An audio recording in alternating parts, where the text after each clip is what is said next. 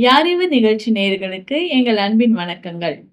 உலகில் உள்ள எல்லா மனிதர்களும் கடவுளை பல வழிகளில் தேடிக் கொண்டிருக்கின்றார்கள். கடவுள் இல்லை என்று சொல்பவர்களும் கூட உண்மையான கடவுள் ஒருவர் இருக்கிறாரா என்பதை ஆராய்ந்து கொண்டே இருக்கின்றார்கள். நீங்களும் கூட உண்மையான கடவுளை தேடும் நபர்களில் ஒருவரா? உண்மையான கடவுளை மனிதன் அறிந்து கொள்ள முடியுமா? பரிசுத்த வேதாகமத்திலிருந்து விடையளிக்க வருகிறார் திரு ராஜபாலன் அவர்கள். கடவுளை மனிதன் தேடிக்கொண்டே இருக்கிறான். இந்த தேடல் எல்லா மனிதனுக்குள்ளேயும் உண்டு. பல்வேறு விதங்கள்ல தேடுறாங்க. ஒருவேளை கடவுளே இல்லை என்று சொல்லக்கூடிய மனிதன் கூட அவனுடைய உள்ளத்தின் ஆழத்துல கடவுள்னு ஒருத்தர் இருக்காரா? அவ்விதமான சந்தேகம் ஏற்பட வாய்ப்பு உண்டு. அநேகர் சொல்லக்கூடிய காரியம், நான் எந்த கடவுளையும் நம்புறது இல்லைங்க. ஆனா எல்லாத்துக்கும் மேல ஒரு பெரிய சக்தி இருக்கு. அந்த சக்தி முழு உலகத்தையும் ஆண்டு கொண்டு வருகிறது. அவர்தான் உண்மையான கடவுள். எல்லாத்துக்கும் மேலான ஒரு கடவுள். அவரை அறிந்து கொள்ளவே முடியாது.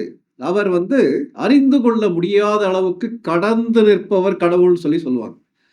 ஆனா உண்மையாகவே அவர் அறியப்படாத தெய்வமா? யாராலையுமே கண்டுகொள்ள முடியாத, யாராலையுமே புரிந்து கொள்ள முடியாத ஒரு தெய்வமா அவர்? இந்த கேள்விக்கு வேதாகமும் பதில் கொடுக்கிறது. அறியப்படாத தெய்வம், அறியப்படாத தெய்வம், புரிந்து கொள்ள முடியாத, அவரை போய் அடைய முடியாத ஒரு தெய்வமா அவர்? இந்த கேள்வி 2000 ஆண்டுகளுக்கு முன்பாக ஒரு கூட்ட மெத்த படித்த மக்கள் மத்தியில் இருந்துச்சு. அவர்களுடைய கேள்விக்கு என்ன பதிலை திருமறை கொடுத்ததுன்றதும் படிக்கலாம். அப்போஸ்தலர் நடபடிகள் 17வது அதிகாரம் 23ஆம் வசனம். எப்படி என்றால், நான் சுற்றி திரிந்து உங்கள் ஆராதனைக்குரியவைகளை கவனித்து பார்த்தபோது அறியப்படாத தேவனுக்கு என்று எழுதியிருக்கிற ஒரு பலிபீடத்தை கண்டேன். நீங்கள் அறியாமல் ஆராதிக்கிற அவரையே நான் உங்களுக்கு அறிவிக்கிறேன். இந்த வசனம் என்ன சொல்லுது? புரியல இல்லையா? அதாவது அப்போஸ்தலனாகிய பவுல், இந்த பவுல் என்பவர் கிறிஸ்தவத்துக்கு எதிரானவர். கிறிஸ்தவத்தை பின்பற்றக்கூடிய மக்கள் எல்லாரையும் அழிக்கணும்னு சொல்லி யோசிக்கக்கூடிய பவுல், கிறிஸ்துவை அறியாத அவர் இயேசு கிறிஸ்துவை தனிப்பட்ட விதத்துல ஏற்றுக்கொள்கிறார். விளைவு என்னன்னா, எங்க போனாலும் இயேசு கிறிஸ்துவை பற்றி அவர் சொல்றார். என்ன நடந்துச்சு அவர் லைஃப்ல? அவர் இயேசு கிறிஸ்துவை ஏற்றுக்கொண்டார். அவரும் அவர் தன்னுடைய நண்பர்களுக்காக அத்தேனே என்ற ஒரு சிட்டியில போய் வெயிட் பண்றார். அத்தேனேனா என்ன அர்த்தம்? ஏத்தன்ஸ். ஒரு சில வருஷங்களுக்கு முன்னாடி ஒலிம்பிக் போட்டிகள் கூட நடந்துச்சு இல்லையா? அதே இடம்தான். அந்த ஊர்ல அவர் வெயிட் பண்றாரு. அந்த ஊரை சுத்தி பார்க்கிறார். அந்த ஊருடைய ஸ்பெஷாலிட்டி என்ன சொல்றாங்கன்னா, வரலாற்று வல்லுநர்கள், அந்த ஊர்ல இருக்கக்கூடிய மக்களை விட அந்த ஊர்ல இருக்கக்கூடிய தெய்வங்கள் அல்லது சிலைகள் அதிகம் சொல்றாங்க. எனக்கு அவங்களுடைய மத நம்பிக்கையை நீங்க குற்றப்படுத்துறீங்களான்னு கேட்கிறாங்க. நீங்க கேட்கலாம். அவர்களை குற்றப்படுத்துவதற்காக நான் சொல்ல. என்ன அர்த்தம்னா, வரலாறு சொல்லுகிறது. பல்வேறு விதமான தெய்வங்கள், எல்லாவற்றிற்கும் தெய்வங்கள் இருந்தாங்க. அப்படி இருக்கும்போது இந்த அப்போஸ்தலனாகிய பவுல் பல்வேறு இடத்தை சுத்தி பார்க்கும்போது குறிப்பிட்ட ஒரு இடத்துல பார்க்கிறார். அந்த இடத்துல மற்ற எல்லா தெய்வங்களுக்கும் பெயர் இருந்தது. அந்த ஒரு தெய்வத்துக்கு பெயர் இல்லை. என்ன கொடுத்திருந்தாங்கன்னா, தெரியாததால அறியப்படாத தெய்வத்துக்கான பலிபீடம் சொல்லி கொடுத்திருந்தாங்க. இன்னைக்கு கூட அநேகர் யோசிக்கிறாங்கல்ல, இந்த கடவுள் கிடையாதுங்க, அந்த கடவுள் கிடையாதுங்க. இதெல்லாம் ஒரு சொல்லக்கூடிய காரியம். கிறிஸ்தவம்லாம் வெள்ளக்கார சாமிங்க, எங்களுக்கெல்லாம் லோக்கல்ல அநேக கடவுள் இருக்கு, நாங்களே கடவுளா வச்சிருக்கிறோம், எனக்கு யார் உதவி செய்கிறாரோ அவர் கடவுள்லாம் சொல்றோம் இல்லையா? அவ்விதமாக அவர்கள் வைக்கும்போது அறியப்படாத தேவனுக்குன்னு சொல்லி வச்சிருக்காங்க. உடனே பவுல் அவர்களோடு பேசுவதற்கு ஒரு வாய்ப்பு கேட்கிறார். அவரை கொண்டு போய் மார்ஸ் மேடையில நிறுத்துறாங்க. நிறுத்தும்போது அவர் பேசுறார். என்ன பேசுறாருன்னா, அத்தேனரே, ஏத்தன்ஸ் பட்டணத்தை சேர்ந்தவர்களே, நீங்கள் மிகவும் பக்தி உள்ளவர்கள் என்பதை நான் அறிந்திருக்கிறேன் சொல்றாரு. உண்மையாவே அவங்க பக்தியை பாராட்டக்கூடியது. நீங்கள் உண்மையான கடவுளை நீங்கள் தேடிக்கொண்டே இருக்கிறீர்கள் சொல்றார். சொல்லும்போது உங்களுடைய ஆராதனை முறைமைகளை கவனிக்கும் போது அறியப்படாத ஒரு கடவுள்னு ஒருத்தர் இருக்கார். அந்த கடவுள் யார் என்பதை தெளிவாக அப்போஸ்தலனாகிய பவுல் அவர்களுக்கு கற்றுக் கொடுக்கிறார். நீங்களும் அந்த ஒரு கடவுளை தேடி இருப்பீங்களானா அவருடைய பதில் உங்களுக்கு அதிக பிரயோஜனமாக இருக்கும் சொல்லி நான் நினைக்கிறேன். சரி, அவர் என்ன சொல்றாரு? 23ஆம் வசனத்துடைய பின்பகுதியில, நீங்கள் அறியாமல் ஆராதிக்கிற அவரையே நான் உங்களுக்கு அறிவிக்கிறேன். அவர் யார் என்று சொல்றார். 24ஆம் வசனம், உலகத்தையும் அதில் உள்ள யாவற்றையும் உண்டாக்கின தேவனானவர். முதலாவது சொல்லும்போது அந்த அறியப்படாத கடவுள் யார் தெரியுமா? உலகத்தையும் உலகத்திலே உள்ள எல்லாவற்றையும் உண்டாக்கினவர். He is the creator. அப்போ ஒரு கேள்வி எழுப்பலாம். ஒரு சிலர் கேட்பாங்கல்ல, விதண்டாவாதத்துக்காக கடவுள் உலகத்தை படைச்சார், மனிதனை படைத்தார்னு சொன்னீங்கன்னா, கடவுளை படைத்தது யாருன்னு கேட்பாங்க. கடவுளை படைக்க முடியாதுங்க. கடவுளை படைத்த ஒருவர் இருப்பாரானால் அவர் கடவுளை விட பெரியவராக மாறிவிடுவார். கடவுளை படைக்க முடியாது. அவர் எல்லாவற்றையும் படைத்தவர். அதான் பவுல் சொல்றார். என்ன சொல்றாரு? உலகத்தையும் அதில் உள்ள யாவற்றையும் உண்டாக்கின தேவனானவர். அறியப்படாத கடவுள் யார் என்பதை தேடிக்கிட்டு இருக்கீங்க இல்லையா? அவர் யார் என்பதை முழு படைப்புகள் இந்த உலகத்துல வெளிப்படுத்துகிறது. வானத்தை அண்ணாந்து பார்க்கும்போது இவ்வளவு பெரிய பால்வெளி மண்டலம், ஒரு கேலக்சியில நம்ம இருக்கிறோம். அத்தனை நட்சத்திரங்கள். ஒரு சில நட்சத்திரங்களுடைய சைஸ் என்ன சொல்றாங்கன்னா, பூமியை விட பல மடங்கு பெரிய நட்சத்திரங்கள். சரியான டைம்ல மழை பெய்யுது. சரி, ஒரே நேரத்துல பூமியுடைய ஒரு பகுதியில வெயில் அடிக்குது, ஒரு இடத்துல குளிருது. எல்லா காரியத்தையும் கட்டுப்படுத்தக்கூடிய ஒரு கடவுள். இந்த உலகத்துல பார்க்கக்கூடிய தாவரங்கள், விலங்குகள், மனிதர்கள் எல்லாவற்றையும் படைத்து பராமரிக்கக்கூடிய ஒரு கடவுள். எதற்காக படைத்தார் தெரியுமா? மனிதனை நேசித்தபடியால் படைத்தார். எல்லாத்துக்கும் மேல தான் எவ்வளவு பெரியவர் என்பதை வெளிப்படுத்துவதற்காக படைத்தார். அப்போ வானங்கள் தேவனுடைய மகிமையை வெளிப்படுத்துகிறது. ஆகாய விரிவு அவருடைய கரங்களின் கிரியையை அறிவிக்கிறது. வானத்தையும் பூமியும் அண்ணாந்து பார்க்கும்போது இவ்வளவு மகத்தான படைப்புக்கு பின்பாக மகத்தான ஒரு கடவுள் உண்டு. அவர் அறியப்படாத கடவுள் என்பதை பவுல் சொல்கிறார். இன்னைக்கு கூட உலகத்துல படைப்புகளை பார்க்கும்போது இவ்வளவு அருமையான படைப்புகளை படைத்த ஒரு கடவுள் உண்டுன்றதை நீங்க யோசிக்கிறீங்களா? யோசித்து பாருங்க. தொடர்ந்து அவர் பேசுறார். என்ன பேசுறாரு? 24ஆம் வசனத்துல வானத்திற்கும் பூமிக்கும் ஆண்டவர் சொல்லுகிறார். வானத்திற்கும் பூமிக்கும் ஆண்டவர். படைத்தவர், உலகத்தை ஆளுகிறவர் அவர். வானத்துக்கும் பூமிக்கும் ஆண்டவர். ஆண்டவர் என்ற வார்த்தைக்கு ஆங்கிலத்துல லார்ட் என்ற வார்த்தை பயன்படுத்தப்படுகிறது. எல்லாவற்றையும் ஆளுகை செய்யக்கூடிய கடவுள். கடவுள் உண்மையாவே ஆளுகை செய்கிறாரா? நீங்க கேட்கலாம். அவர் ஆளுகை செய்கிறார். அவர் அரியாசனத்திலே உட்கார்ந்து இருக்கிறார். அப்ப ஏன் இந்த உலகத்துல அநேக தீமைகள் நடக்குது நீங்க கேட்கலாம். அவர் அனுமதிக்கிறார். மனிதனுடைய சுய சித்தம் இருக்கிறபடினால, மனிதன் பாவத்தன்மையுடையவனாக இருக்கிறபடினால அவன் இந்த உலகத்தை கெடுத்து குட்டி சோறாக்கி வச்சிருக்கான். அதனால அவன் தவறு செய்கிறான். மனிதன் தவறு செய்கிறான்ற அடிப்படையில கடவுள் ஆளுகை செய்யவில்லை என்ற முடிவுக்கு வந்துவிடவே முடியாது. எல்லாவற்றையும் கட்டுப்படுத்தக்கூடிய கடவுள். வேதாகமம் என்ன தெரியுமா சொல்லுகிறது? சாதாரண கூப்பிடுகிற காக்கை குஞ்சுக்கு கூட பதிலளிக்கக்கூடிய கர்த்தர். அந்த நாட்கள்ல 2 குருவி வாங்கினா ஒரு குருவி இலவசமா போடுவாங்க. அந்த குருவியில ஒன்று கூட கடவுளுடைய அனுமதி இல்லாதபடிக்கு சாகாது என்று அவர் சொல்லுகிறார். அப்போ எல்லாவற்றையும் தன்னுடைய கட்டுப்பாட்டிலே வைத்திருக்கக்கூடியவர் இந்த அறியப்படாத கடவுள். படைத்தவர், எல்லாவற்றையும் ஆளுகிறவர் அவர். வானத்திற்கும் பூமிக்கும் ஆண்டவர் அவர். சொல்லிட்டு என்ன சொல்றாருன்னா, தொடர்ந்து 24ஆம் வசனத்தை நான் வாசிக்கிறேன். பூமிக்கும் வானத்திற்கும் ஆண்டவராய் இருக்கிறபடியால் கைகளினால் கட்டப்பட்ட கோவில்களில் அவர் வாசம் பண்ணுவதில்லை. மூன்றாவது, அவர் கைகளினால் கட்டப்பட்ட கோவில்களில் வாசம் பண்ணாத கடவுள். என்ன அர்த்தம்? கடவுளை, இந்த தெய்வத்தை மனிதன் கட்டுப்படுத்த முடியாது. அறியப்படாத தெய்வம் படைத்தவர், அறியப்படாத தெய்வம் ஆளுகை செய்கிறவர். அறியப்படாத தெய்வத்தை அடக்கி வைக்க முடியாது. பழைய ஏற்பாட்டுல சாலமோன் ராஜா ஒரு பெரிய தேவாலயத்தை கட்டும்போது என்ன தெரியுமா சொல்றாரு? இந்த தேவாலயம் உம்மை தொழுது கொள்வதற்காக நான் கட்டப்பட்ட இடம், மற்றபடி வானாதி வானங்கள் உம்மை கொள்ள முடியாதே. யோசித்து பாருங்களேன். ஒரு கோயிலுக்குள்ள மாத்திரம் கடவுளை அடைச்சு வச்சிட்டோம்னா அந்த கடவுள் என்னுடைய கட்டுப்பாட்டுக்குள்ள இருக்காருல்ல, நம்முடைய கட்டுப்பாட்டுக்குள்ள இருக்காருல்ல. கடவுள் மனிதனுடைய கட்டுப்பாட்டுக்குள்ளே இல்லாத கடவுள் இந்த அறியப்படாத தெய்வம். யோசித்து பாருங்களேன். எனக்காவது நீங்க யோசித்து பார்த்திருக்கீங்களா? இந்த கோயிலுக்குள்ள மாத்திரம் கடவுள் இருக்காரா? இல்ல, எல்லாவற்றையும் படைத்தவர், எல்லாவற்றையும் ஆளுகை செய்யக்கூடியவர்.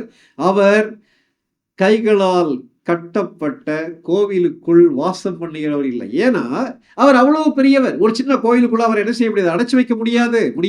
இவர் யார்? அறியப்படாத தெய்வம் என்பதை அன்னைக்குள்ள அந்த அத்தேனே பட்டணத்தாரோட மார்ஸ் மேடையிலிருந்து பவுல் பேசுறார். இன்னும் தொடர்ந்து பேசுறார். 25ஆம் வசனம் வாசிக்கிறேன். எல்லாருக்கும் ஜீவனையும் சுவாசத்தையும் சகலத்தையும் கொடுக்கிறவர். எல்லாருக்கும் ஜீவனையும் சுவாசத்தையும் கொடுக்கிறவர். எல்லாருக்கும் எல்லாவற்றையும் கொடுக்கிறவர் இவர். அநேகத்தில் அதிகமாக யோசிக்கிறோம், நான் என்னுடைய திறமையால என்னுடைய முயற்சியினால இந்த உலகத்துல எல்லாத்தையும் பெற்றுக்கொள்றேன்னு சொல்லி யோசிக்கிறோம். இல்ல. பைபிள் என்ன சொல்லுது தெரியுமா? உலகத்திலே பிறக்கும் போது நிர்வாணியாக பிறக்கிறோம். உலகத்திலிருந்து கண்ணை மூடும் போது நிர்வாணியாக போகிறோம். உலகத்திலே நாம் எதையும் கொண்டு வந்ததும் இல்லை, எதையும் கொண்டு போவதும் இல்லை. வெறுங்கையோடு பிறக்கிறோம், வெறுங்கையோடு இந்த உலகத்தை விட்டு போறோம். மகா அலெக்சாண்டர் சொன்னார் இல்லையா, அவ்வளவு ராஜ்யங்களை வெற்றி பெற்ற அந்த மனிதன் சாகும்போது தன்னுடைய கைகளை வெளியே அந்த சவப்பெட்டியில வைக்க சொன்னார். காரணம், வெறுங்கையோடு இந்த உலகத்தோடு நான் கடந்து போறேன். அப்போ என்ன அர்த்தம்? இந்த உலகத்துல நான் அனுபவிக்கக்கூடிய எல்லாவற்றையும் கொடுத்தவர் அவர், அறியப்படாத தெய்வம். இன்னைக்கு நம்ம உயிரோடு இருக்கிறோம்னா நமக்கு சுவாசத்தை கொடுத்தவர் அவர். கேட்டிருக்க அருமையான சகோதர சகோதரிகளே, மறக்க வேண்டாம். இது நம்முடைய திறமையால கிடையாது. அவர் சுவாசத்தை நமக்கு கொடுத்தவர், ஜீவனை கொடுத்தவர், ஜீவனுடைய அதிபதி. அவர் படைத்தவர். அவர் ஒரு கோயிலுக்குள்ள கட்டுப்படுத்த முடியாது. அவர் எல்லாருக்கும் எல்லாவற்றையும் கொடுத்தவர். நம்ம சாப்பிட்றவங்கள சாப்பாடு அவர் கொடுத்தது, சுவாசிக்கிறவங்கள அது அவர் கொடுத்தது. இந்த உலகத்துல சந்தோஷமாக வாழ்கிறோம் இல்ல, எல்லா நன்மையான காரியங்களையும் அவர் கொடுக்கிறார். தொடர்ந்து அவர் பேசுகிறார். என்ன பேசுகிறார்?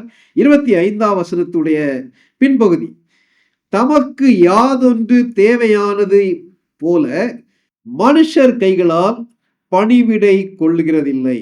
என்ன அர்த்தம் தெரியுமா? இந்த கடவுள் தனக்கு யாராவது உதவி செய்யணும்னு சொல்லி யார்ட்டையும் கேட்க மாட்டார். கடவுள் என்பவர், அறியப்படாத தெய்வம் என்பவர், நமக்கு உதவி செய்கிறவர். நம்மிடத்திலிருந்து உதவி கேட்கிற கடவுள் கிடையாது. நீ எனக்கு சாப்பாடு கொடுக்கணும், நீ என்னை கவனிக்கணும், நீ என்னை பராமரிக்கணும்னு சொல்லி சொல்ல மாட்டார். ஏன்னா அவர் எல்லாவற்றை விட பெரியவர். எல்லா தேவைகளை சந்திக்கக்கூடிய கடவுள். அவர் தனக்கு ஒரு தேவை இருக்கிறதுன்னு சொல்லி நம்ம கிட்ட சொல்ல மாட்டார். கொஞ்சம் யோசித்து பாருங்களேன். இன்னைக்கு நீங்க வணங்கக்கூடிய கடவுள் அல்லது அறியப்படாத தெய்வம்னு சொல்லி நீங்க தேடி இருக்கீங்களா, அந்த கடவுள் அப்படிப்பட்டவரா?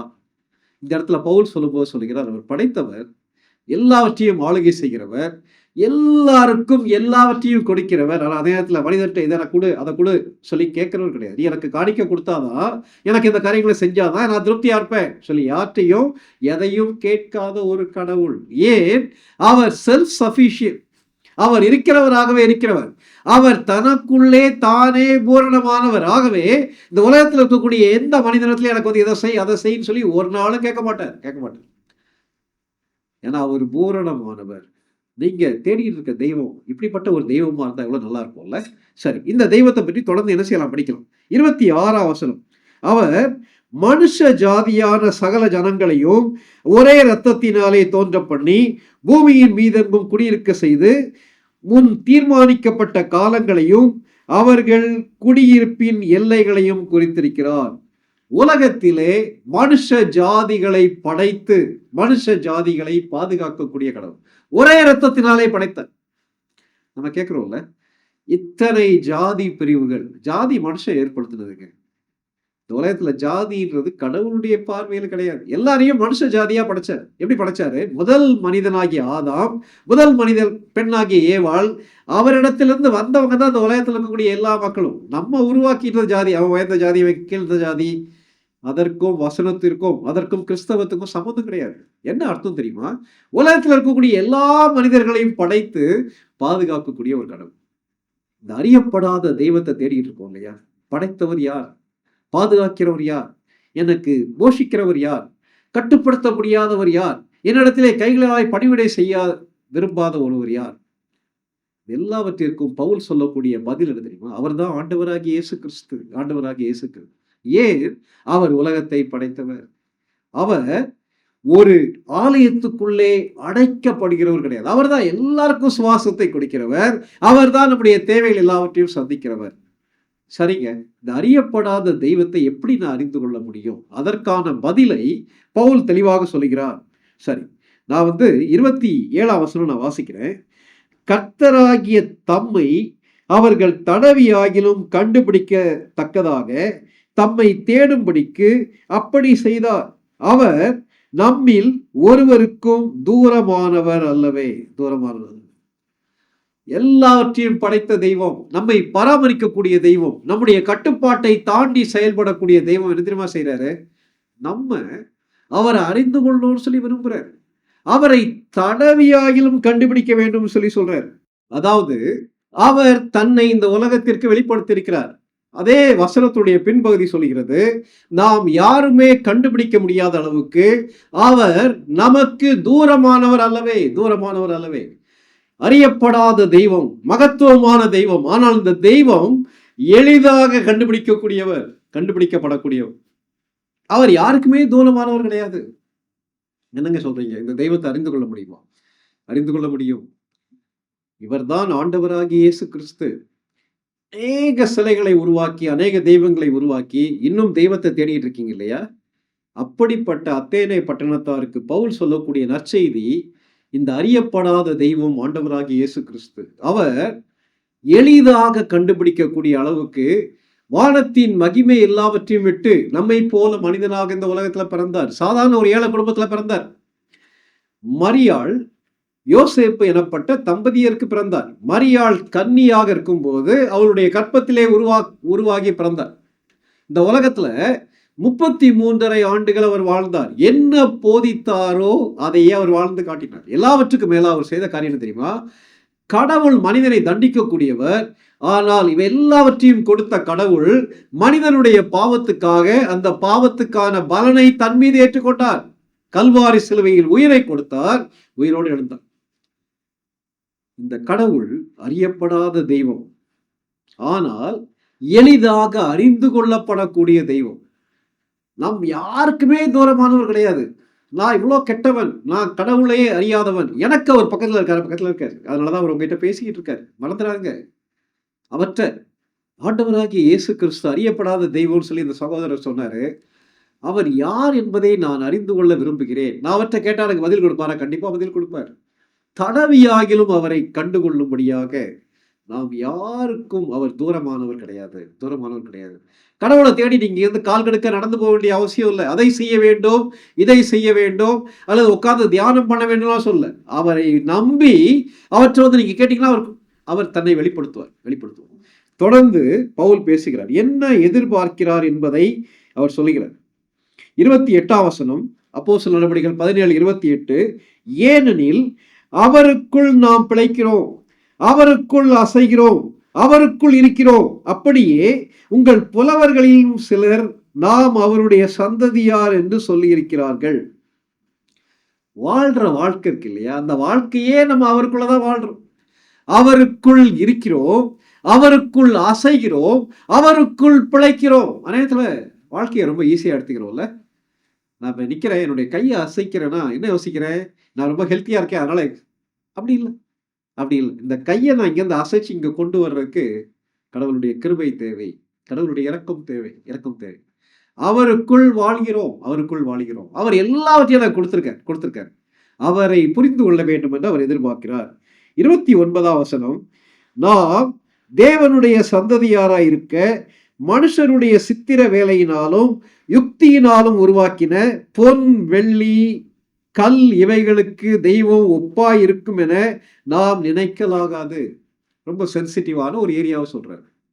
என்ன சொல்றாரு? இவ்வளவு பெரிய கடவுளை நீங்கள் சாதாரணமான உருவாக்கக்கூடிய ஒரு பொருள்ல பார்க்க முடியாது.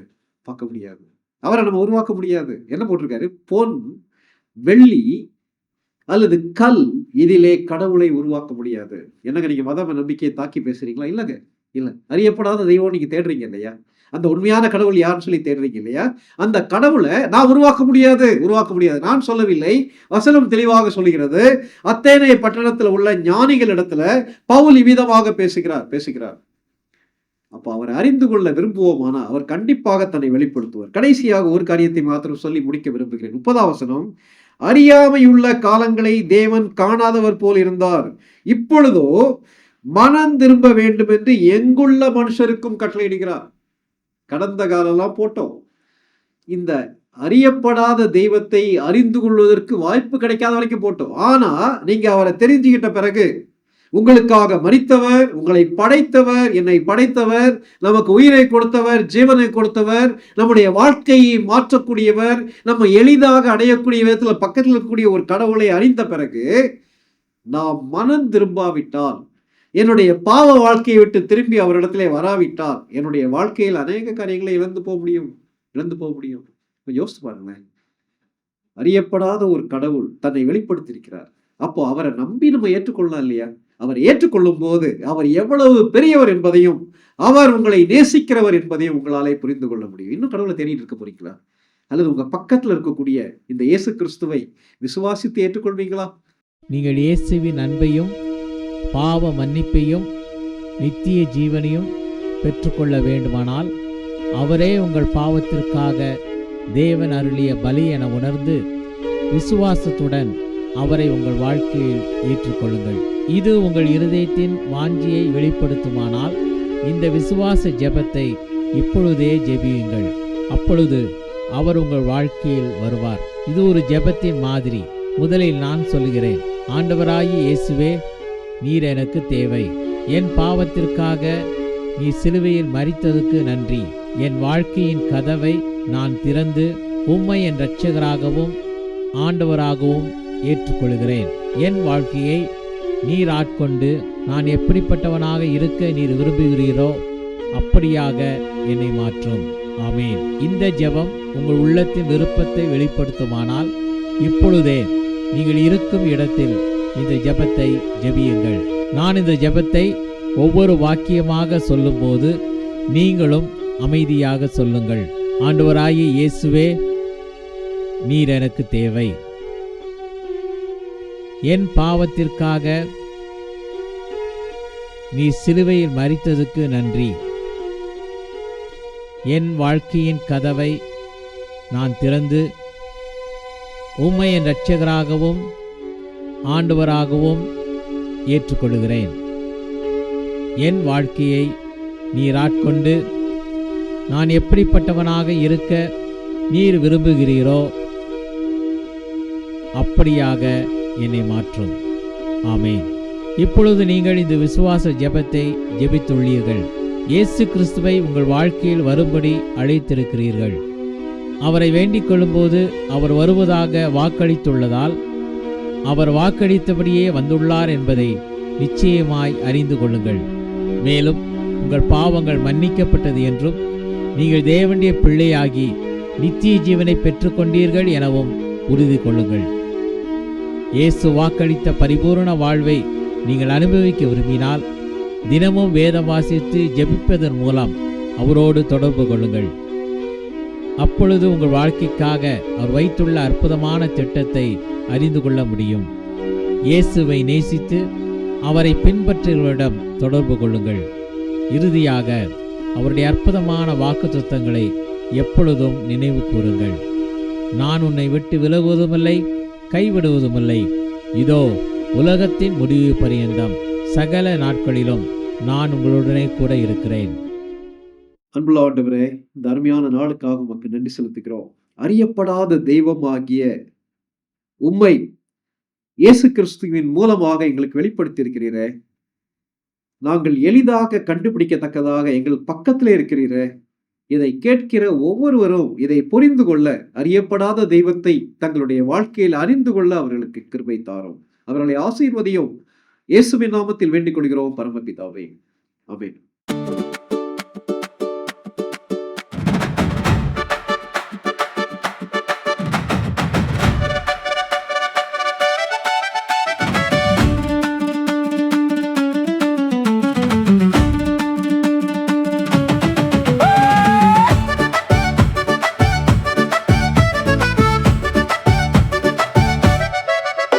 நீ தேடுகின்றாய் ஒரு பெயரில்லா தெய்வத்தை, அறியாமலே ஆராதிக்கின்றாய் ஒரு நிழலை.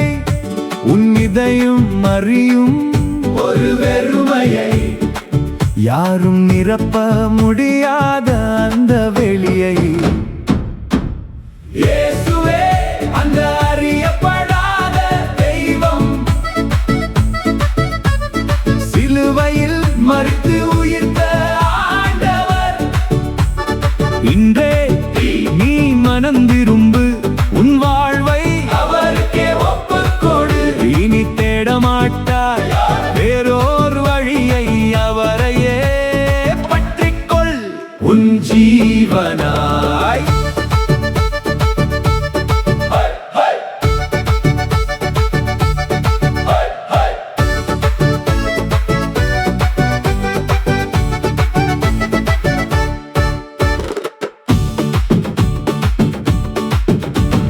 கோவில் சுவர்கள் அவரை அடித்து வைக்காது,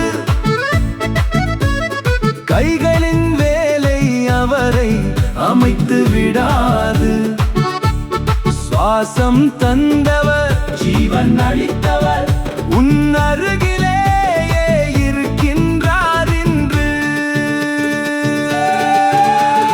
கடவியனும் தேடு தூரமில்லை அவர், ஒரே இரத்தத்தில் நம்மை படைத்தவர்.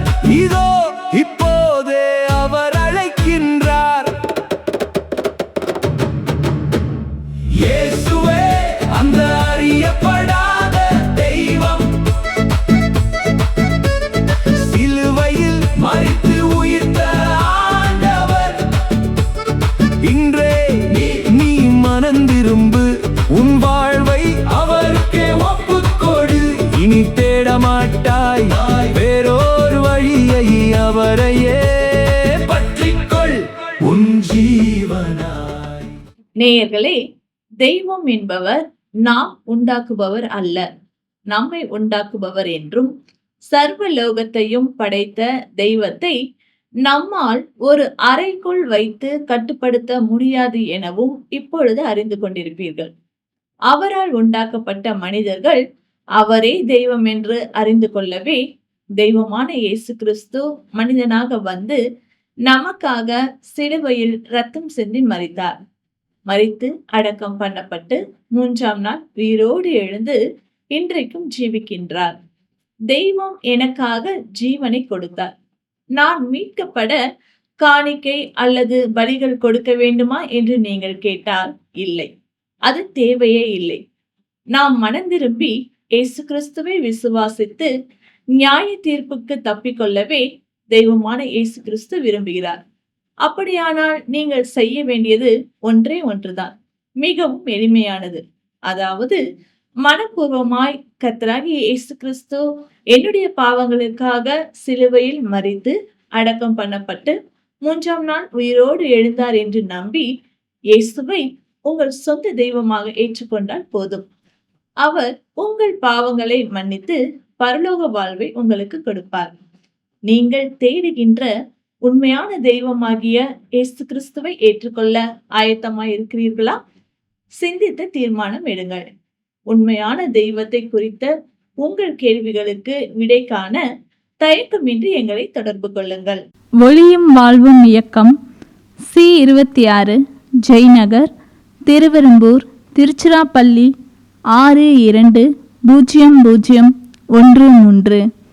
அலைபேசி எண் 7598137441 மற்றும் 9487007441.